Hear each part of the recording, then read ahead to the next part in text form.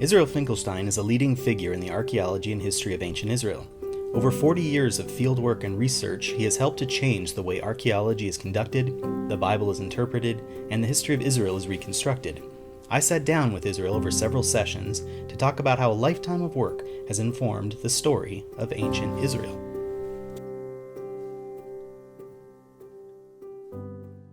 Israel, welcome back to Kiryat Yarim. I'm happy to be here with you, Matt. We are nearing the end of our very long conversation about the history and archaeology of the Bible and ancient Israel. We've already talked a little bit about the United Monarchy and tore it apart from a biblical and an archaeological point of view, and realized that we need to deal with Israel and Judah, especially at their origins, separately. We spent several episodes talking about Israel, and now I want to turn to Judah today. But we haven't totally ignored Judah so far. We've talked about Jerusalem, and Judah is always looming in the background as this the final destination for a lot of the biblical texts coming together. So let's start by looking at early Judah and go from there. I think that the most important thing to do in the beginning is to divide the history of Judah into several phases. The history of Judah in the Iron Age, of course, from the very beginning, because we don't speak anymore about the United Monarchy, so from the rise of Judah parallel to Israel, as we have already discussed, all the way down to 586, the destruction.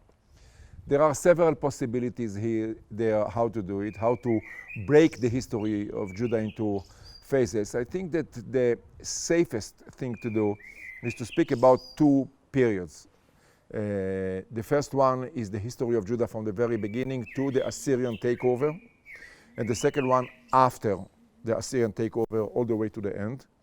By Assyrian takeover, in fact, I speak about two processes which were absolutely important for Judah, for Jerusalem, for composition of biblical texts, for the rise of biblical ideology. I refer to Judah becoming a vassal of the Assyrian Empire around 732 BC, and then a few years later, about 10 years later, the fall of the Northern Kingdom, which had far-reaching consequences on Judah and the Judahites. So the Assyrians really are the fulcrum in this entire experience of Judah here. Let's talk a little bit about before 732. Before 732, Judah was sort of a God-forsaken small kingdom on the fringe of the southern Levant, not one of the important kingdoms. When we speak about hegemony over the southern Levant in the Iron Age, we usually speak about the northern kingdom and Damascus as the two competing kingdoms. And then there are several kingdoms farther to the south which are small and less influential. Judah is less influential because in the beginning even the population is very limited, and Jerusalem itself is a small town on the southern fringe.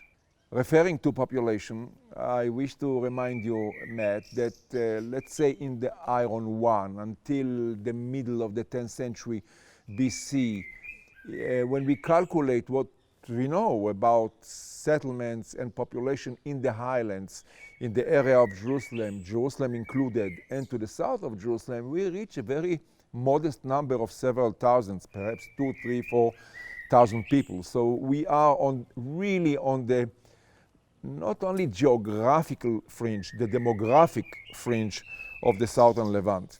And this is probably the reason for the fact that Judah does not play an important role at all, or doesn't play any role in the famous well-known campaign of Sheshonq I to Canaan in the 10th century, probably in the second half of the 10th century. Jerusalem itself is not mentioned, neither Jerusalem nor any other town in Judah, in the highlands or in the Shephelah. Now, there have been all sorts of explanations to this, including, the fact that Sheshonq came to the area north of Jerusalem and over there got, the booty of Jerusalem and left Jerusalem alone to survive. I don't think that this is the situation. I think that Jerusalem does not play a role there because it was not important enough at that stage, at that phase of the Iron Age. And then after Sheshonq is in the second half of the 10th century, and in fact, during that time and after, in the beginning of the 9th century, we, I think, should look at Judah and Jerusalem as no more than a city-state in the highlands. Why am I saying this? Because the characteristics, settlement, demographic, size of Jerusalem, control, rule over neighboring regions, those characteristics are similar to what we know about late Bronze Jerusalem in the Amarna period. So I think that the best way to look at Jerusalem is as a city-state which rules over the countryside of Judah. But when I speak about countryside, I refer still, until the middle of the 9th century, I refer still to the highlands of Judah, not to the Shephelah, neither to the Shephelah nor to the Beersheba Valley. Things changed in the middle of the 9th century, according to my understanding. When I say my understanding, I refer to my understanding of archaeology, of course combined with the historical background of the Levant at that time. The big change, the first big change, the first leap forward, the first step forward came in the middle of the 9th century when Judah expanded to the west and to the south. Why would this happen? Because of the geopolitical situation. In the beginning of the 9th century, there is good reason to suggest, from the general background, from archaeology, demography, and so on, but also from the biblical text, that Judah was under the domination of Israel, of Omride Israel, of the Omride dynasty in Israel. And the Bible even hints that there was an attempt by the Omrides to take over the dynasty in Jerusalem. We referred to this in one of our previous conversations. The Omrides declined in the 40s, in the late 40s, around 840 BC, as a result of the rise of a mini empire in Damascus and the defeat of Israel by Damascus, especially in the Battle of Ramoth Gilead, but the general situation as well, in 841 BC. As a result of this, Judah, in fact, was liberated, quote unquote, from one pressure, but became influenced by another mini empire in the Levant, Damascus. Now, in the same push of Damascus to the south, to the west and to the south, Gat, the main big city in the Shephelah, was destroyed. And the destruction of Gat is very well known today from archaeology. The date is very well known from radiocarbon studies. And there is a hint in the Bible also regarding the destruction of Gat. And there is reason to suggest, I think, that Judah started pushing to the Shephelah meaningfully, I would say, significantly, with the fall of Gat, with the destruction of Gat, which means in the second half of the 9th century. The same holds true for the south until the intervention of Hazael of Damascus in the south.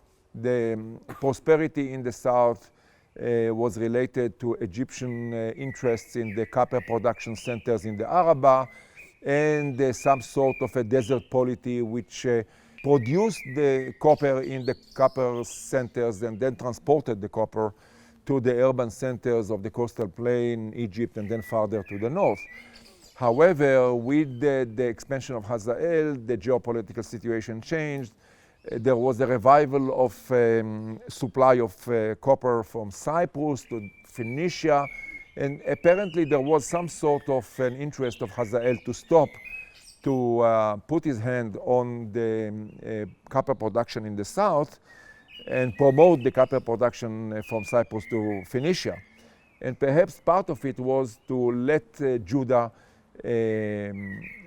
expand to the Beersheba Valley and play part in these plans of the Damascene mini empire in the second half of the 9th century. Now I'm describing here an historical process, but it's not an invention. We see very clearly a very dramatic decline in the copper production in the Araba towards the end of the 9th century BC. This is very clear from the radiocarbon, for the many radiocarbon determinations that come from the Araba Valley, from the copper centers.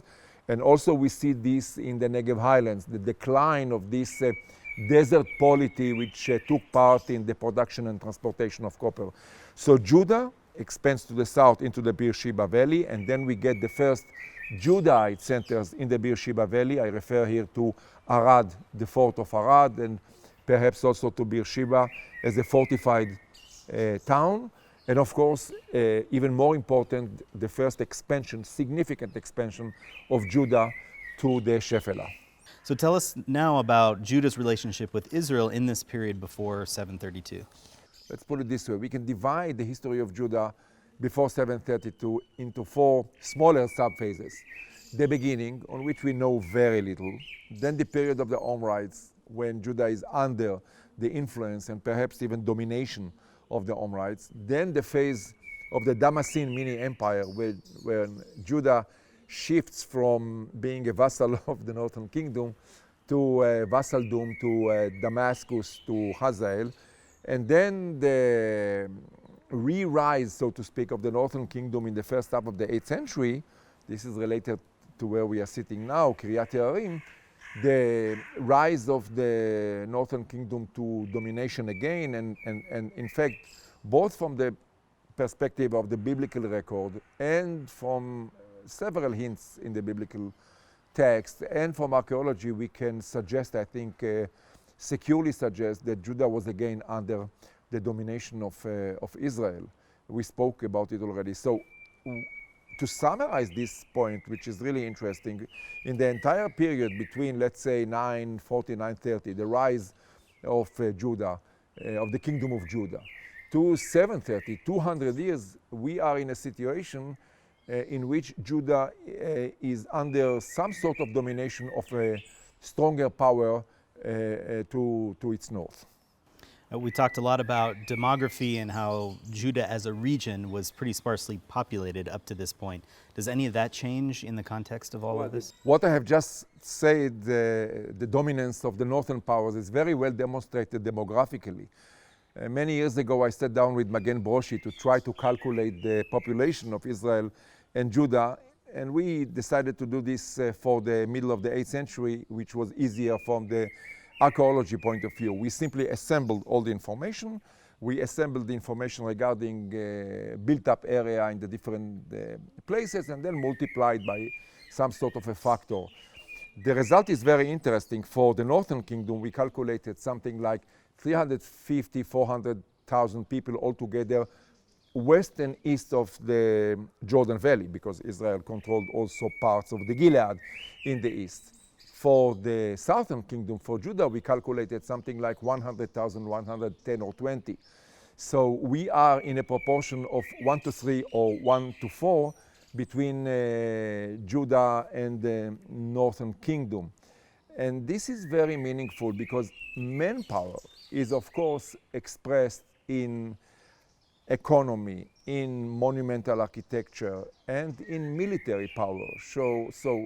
So the results, even if one can play a little bit with the numbers, the proportion is there, 1 to 3 or 1 to 4. Starting in 732, we see the Assyrians really arriving on the doorstep of Israel, and by 720, Israel is gone. This is your dividing line between the two periods of the history of Judah. So let's talk about what happens after the Assyrians are on the scene. And yes, it is a dividing line because what follows is a very dramatic revolution in Judah. Dramatic revolution from every perspective once Judah becomes a vassal of Assyria. First and foremost, demography, number of settlements, size of Jerusalem, growth of Jerusalem, monumentality, trade relations, and so on. I think that we need to say a few words about demography. Because archaeology today, modern archaeology today, our control over the ceramic typology of the different periods, allows us to narrow the possibilities regarding the period when this happened. The big expansion, demographic expansion in Jerusalem and Judah. And I think that we can safely say that this happened during a relatively short period of time in the second half of the 8th century. And historically, of course, we can even diminish the date farther. Well, I mean, one could argue and suggest that Judah started prospering as a result of its incorporation into the Assyrian economy, Assyrian world economy, in the time of Tiglath-Pileser III, in the 30s, in the late 30s of the 8th century. However, there is good reason to suggest that the major phase is following the fall of the north, because all of a sudden Jerusalem grows in a very dramatic way from a city which covered something like, let's say, just to give you a notion, 9 hectares to 60 hectares. One cannot come and say, well, this is a natural demographic growth of the people of Judah, and there is no big economic attraction in the highlands, in the southern highlands. So we have to come with another solution. Where did these people come from?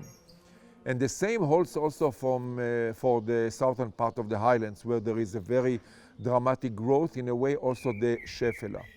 And frankly, I see no other possibility but to explain this demographic growth as a result of the fall of the north, and people from the north. You can call them refugees, you may call them migrants. They come to Jerusalem, they move to Jerusalem. So there has been criticism on this theory by some of my colleagues, saying, why should people come, leave their land and move to Jerusalem? In antiquity, it didn't really matter so much whether people lived under a king at Samaria or a king somewhere in Assyria. The answer is that many of the people, and especially the literati, the intelligentsia, they were in a very immediate danger, risk of deportation. And those groups probably had to find a solution other than deportation, to move maybe to the southern kingdom. We see this demographic change in the region, as I mentioned, first of all in the size of Jerusalem, secondly in what's going on in the southern highlands, thirdly in the Shephelah, but also in material culture. We are not going to start listing here items of material culture, but there are several characteristics which are very well known in Israel in the 9th century and the beginning of the 8th century, and they appear in Judah only after 720, only in the late 8th century into the 7th century, as a result of movement of people from the north, in my opinion. Some of these items are very important. Dissemination of writing, we have already mentioned this before. And finally, regarding this question of yours, Matt, we cannot ignore also the incorporation of northern texts into the Judahite Bible, the Jerusalem work, composition work of the 7th century BC.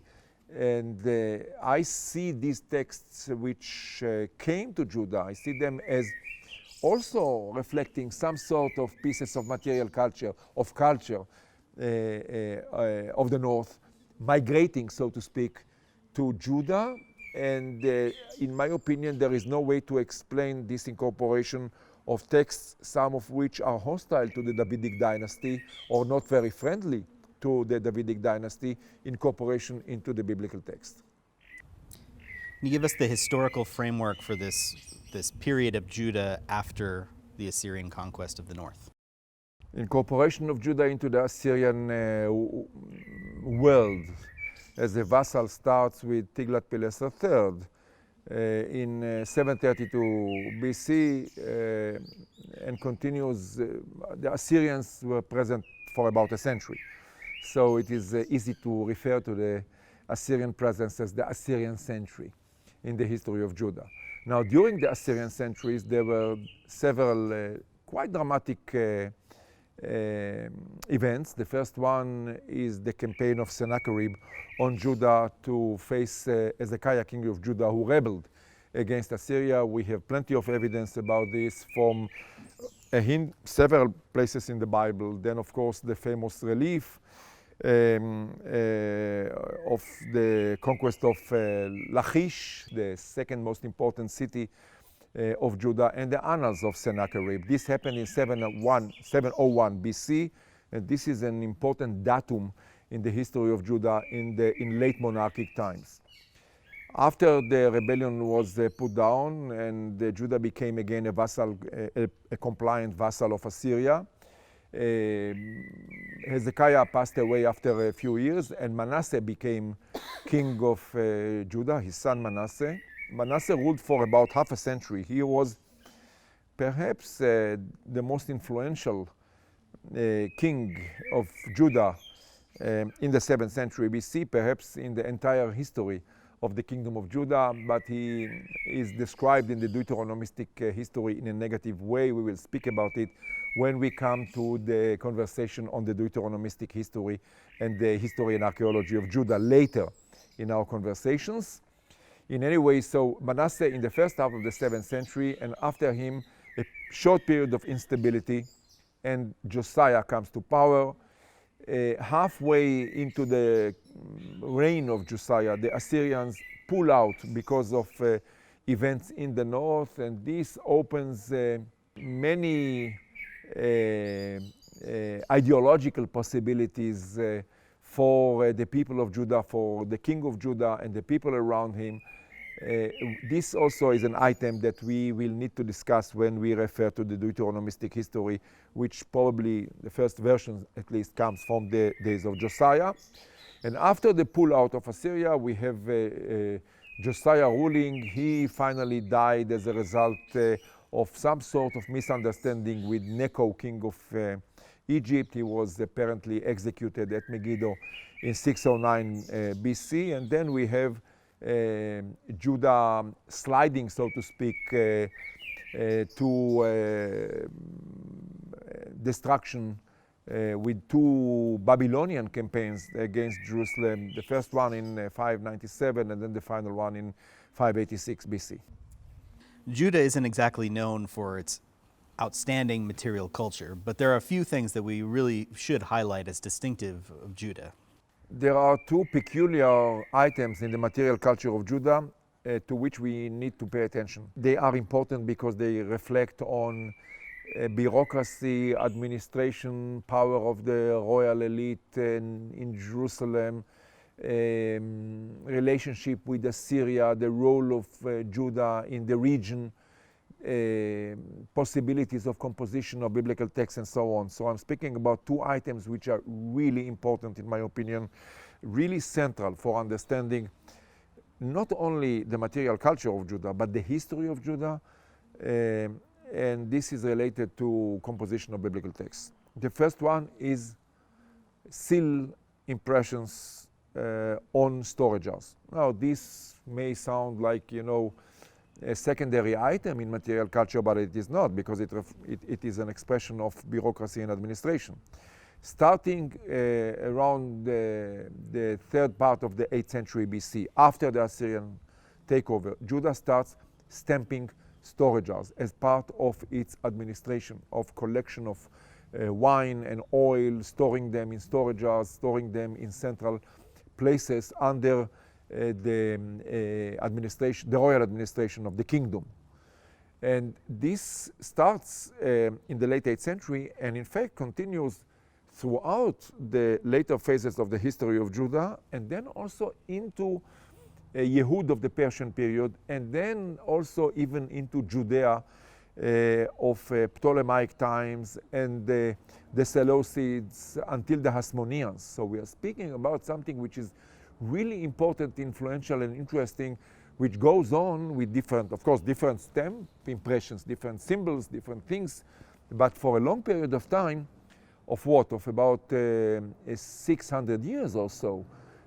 Something to think about, and this is peculiar to Judah.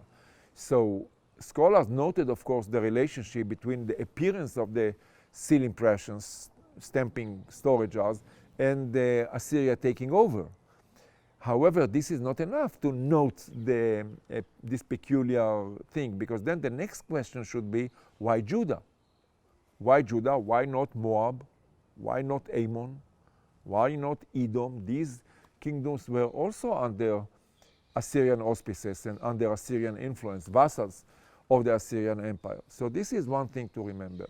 The second item of material culture which is peculiar is the dramatic dissemination of writing in the kingdom of Judah. We have already discussed this, so I can be short, just mentioning the situation. Writing in Judah disseminates in the late 8th century, but in very small numbers of inscriptions. The main phase is during the 7th century, and then You know, writing scribal activity is all over. It reaches the small towns in the countryside. It reaches even, you know, the Beersheba Valley, the fort of Arad. I wish to remind you, Matt, our work on the Arad corpus in the south, trying to estimate the number of authors in this small fort far away from the center of Judah. And we reached the conclusion that among the several dozens of people who lived there at Arad, there were maybe 5, 6, 7 or more even people who could write or at least understand the meaning of writing as part of the administration of the kingdom, of the military, in this case, administration of the kingdom. And this too is peculiar to Judah, because you do not see the same number of inscriptions at Moab or Ammon. And please note that Moab is on the desert fringe, so you could expect Moab to produce the same number of inscriptions as, you know, Beersheba Valley on the desert fringe on this side, you know, in Cisjordan. So no, only in Judah. So these two items need to be understood on one side on the background of the Assyrian century, of Judah being part of the Assyrian Empire, and also there is a necessity to explain why Judah specifically and not the other kingdoms in the region.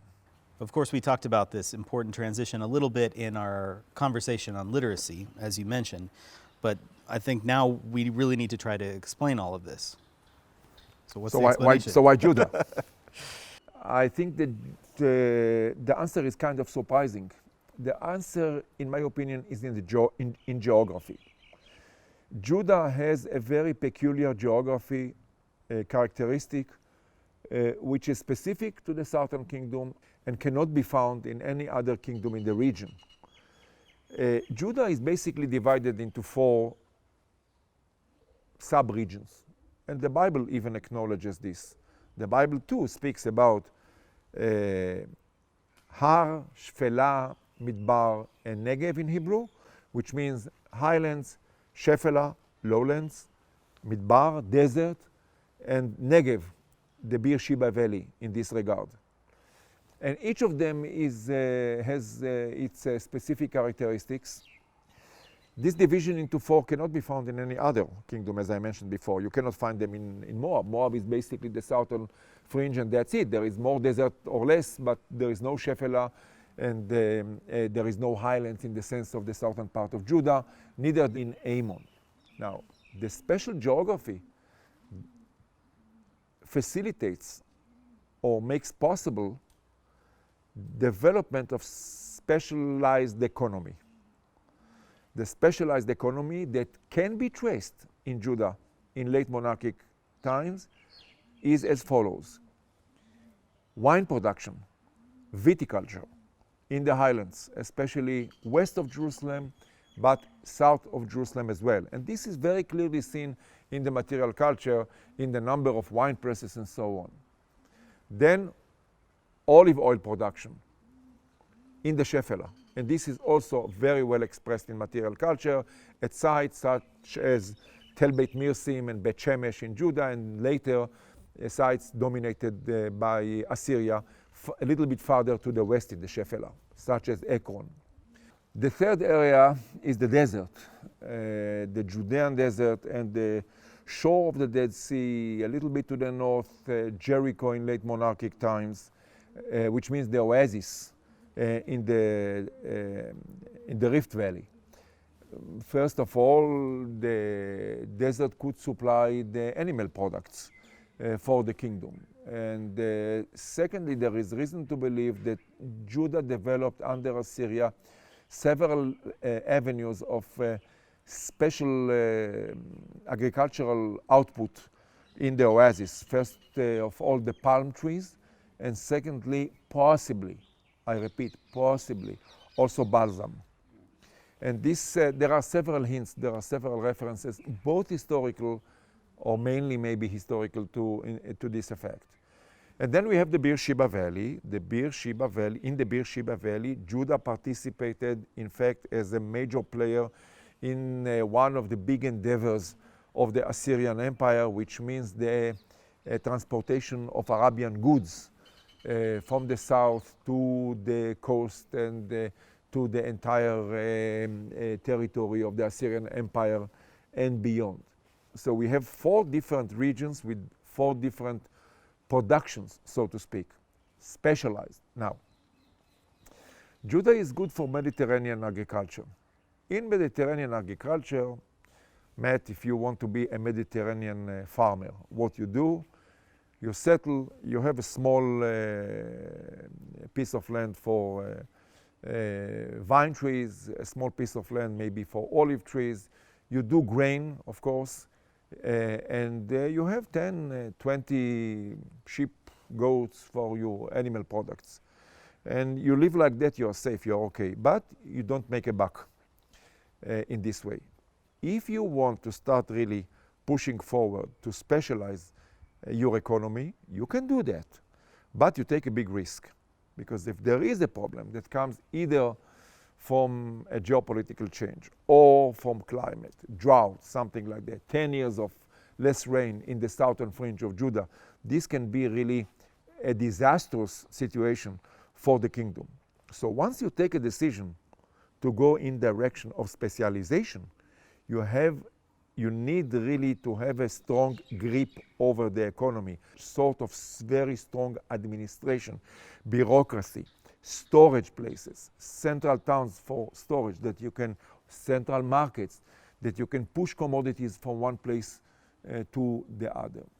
And I believe, together with my colleagues Yuval Gadot and Daphna Langgut from Tel Aviv University, we believe that in late monarchic times, Judah was pushed to specialization by the Assyrian Empire in order to supply goods to the Assyrian Empire. So specialization to viticulture, horticulture of olives, grain, of course, definitely, but also participation in the Arabian trade, the special agriculture in the oasis in the east. It was pushed in that direction by the Assyrians. And this brought about the rise of very sophisticated bureaucracy. And this sophisticated bureaucracy is expressed in the stamp impressions, because the stamp impressions, they represent, the preparation of Judah, markets, control over these commodities, central storage places, and so on. And this also brought about the rise of administration in the sense of scribal activity. Because if you engage in such specialization and control over the agricultural output, you need also a system of writing, a system of recording. So all this, in my opinion, is one package that can be put together. In anticipation of our next conversation, let's talk a little bit about cult during this period in Judah. We know quite a lot, surprisingly, about cult in the Kingdom of Judah in the Iron Age, from excavations, of course. And we can then compare what we know from archaeology to what we read in the biblical text about the cult reforms in Judah in the time of Hezekiah and again in the time of Josiah, which means in the late 8th century and the 7th century. So there are several places where shrines have been uncovered in the Kingdom of Judah. One of them is just not so far from here, the temple of Moza, a little bit west of Jerusalem, which dates to the 9th century BC. Then there is the temple of Arad, of course, which can be dated to the Iron Age, but apparently not to the very final phase of the Iron Age. Then there is indication at Beersheba from the famous altar, stone blocks of the altar at Beersheba. And there is also indication from several avenues about a cult place at the major city of Lachish in the Shephelah. So these are the places. More than we know, for instance, about other kingdoms, I think, in the southern Levant in the later phases of the Iron Age. And the interesting question in relation to what is anticipated in our next conversation is to date these places and ask the question of the termination of countryside cult, because we are speaking about cult in the countryside. Cult in the countryside means lesser power of the central authority in Jerusalem and the economic power in the clans in the countryside, definitely. So the question is, when we refer to cult reform, centralization, questions of centralization of cult in late monarchic Judah, we need to ask until when these places function. The answer is not easy. It's quite difficult to give an accurate answer, but I suppose that no later than the late 8th century. There are indications, I'm not sure about Moza, here not so far from Kiryat Yarim, but there are indications, I think, at Beersheba and at Arad and Lachish as well, for termination of these local shrines in the late 8th century BC. And when I speak about termination, I am not speaking here about this, not necessarily this big reform that is described in the Bible. This is more a move of the central power in Jerusalem in order to better control the countryside. And this can be then interpreted, of course, as some sort of a cult reform, and I'm sure that we will be speaking about it in our next conversation. So you're seeing the collision of all of these things, the Assyrian impact on the economy, the diversification of and specialization of the economy, and the central administration taking hold of everything that is going on, including cult, and using literacy to control everything. Matt, my dear, you describe it in a much better way than I did. Okay, next time let's look at the fate of Jerusalem and how that ties into bringing together all these biblical texts into a new edition. Thanks, and see you next time.